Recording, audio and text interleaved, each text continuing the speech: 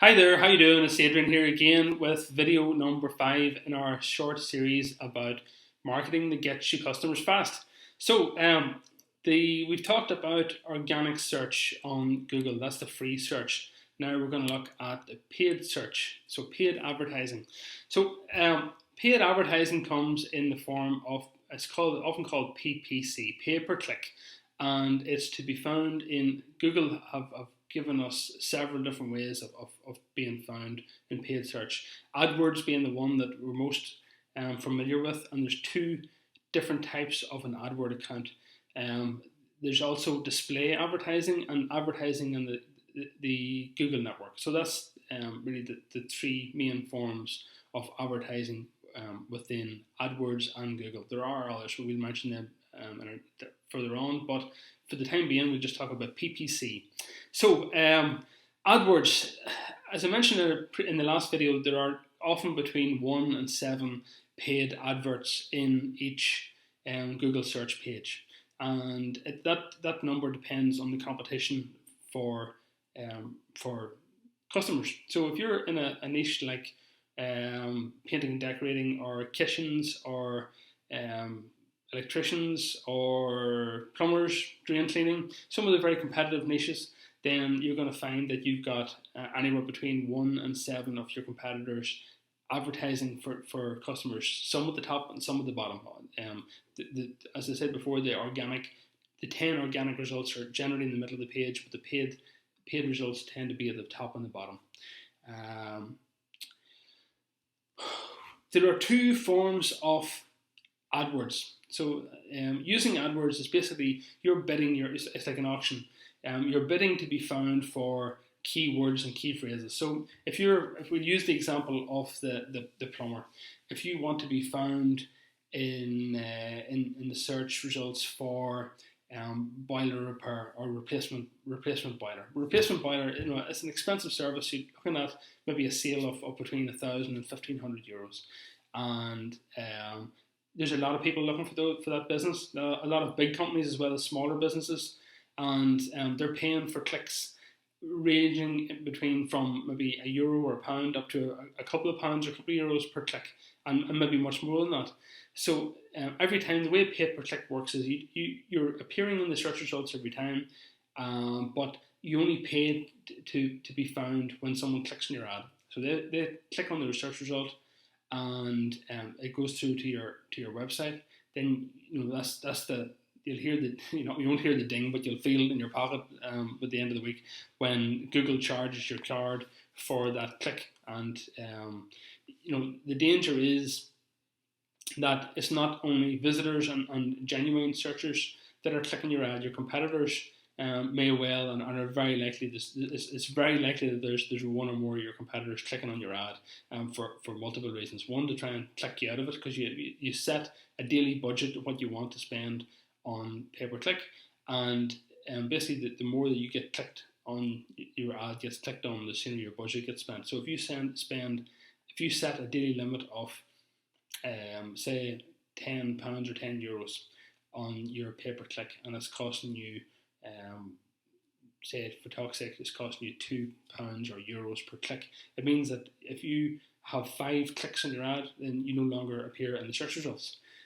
So that's it gets very expensive very quickly, and it's also a little bit worrying that someone could click you out of it at 7 o'clock in the morning, and that you don't appear in the search results for the rest of the day. So it's just one thing to be worried about.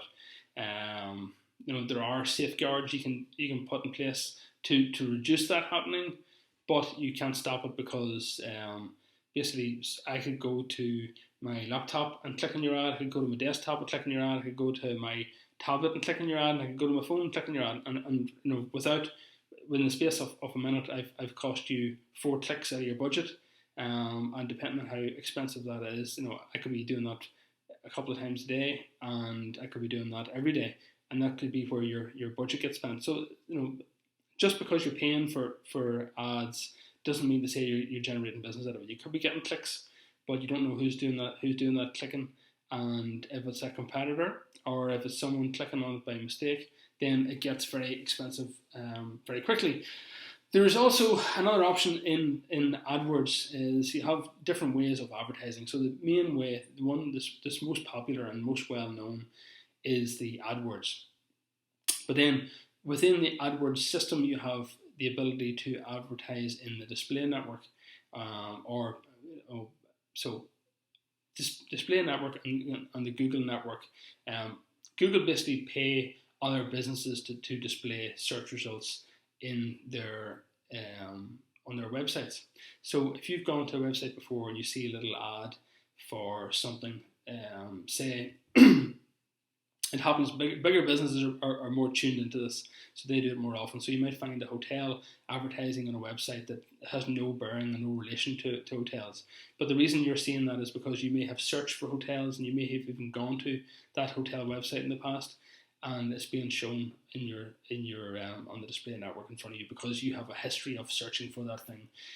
Also, the way display works is, you may have searched for something similar to it, or if you have a Google a Gmail account, and you've in your emails you've mentioned that you're thinking of going on holiday to Killarney, you'd possibly find that a hotel in Killarney or TripAdvisor or Expedia or something like that will start serving ads to you when you're on other websites. So that's because the intent has been there either in your search history or in some of your email communication, because Google can see your Gmail content, and they're serving advertising to you based on what your content has been. So it's a little bit sneaky, but that's how they make their money. You don't get we all love the idea of our free Gmail accounts or our free Yahoo Mail accounts, but there's a reason why they're free. It's because they're being that's being backed up or being paid for by advertising. So it's a bit like getting the free newspaper and finding the ads in it. So some people get offended by that.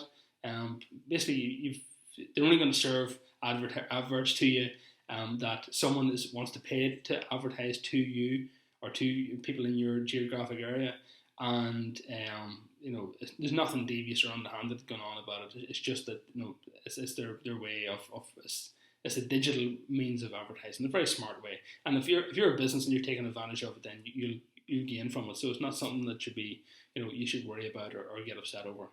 So another piece of pay-per-click advertising that you might want to consider here that I haven't mentioned this is YouTube. So if you have a business where someone may go to YouTube and say how to repair a boiler or how to set the time clock on my boiler, you could on videos that are served to meet those requirements. So how to set a time clock for a boiler, you could make an ad and put it at the start and at the end of that video. So it'll be shown for 3 or 4 seconds at the start of the video and 3 or 4 seconds at the end of the video. And it's a good way of finding customers. So they see your ad first. They can't click through past the first few seconds of it. So you're showing your ad to them at the start. And it's a bit of branding, really. It works. If it didn't work, people wouldn't do it. But some smart businesses use it because it's very effective. So if someone's going to find out how to fix a time clock for a gas boiler, or they're trying to figure out how to set it, and they watch the video and they still can't do it, they may still come back to you because they've seen your video. They may see Paddy's Boiler Service in Castleknock. If you target people who search for that thing in that geographic area, in the Castleknock area, you can put an ad on YouTube. Now, it's not just that straightforward.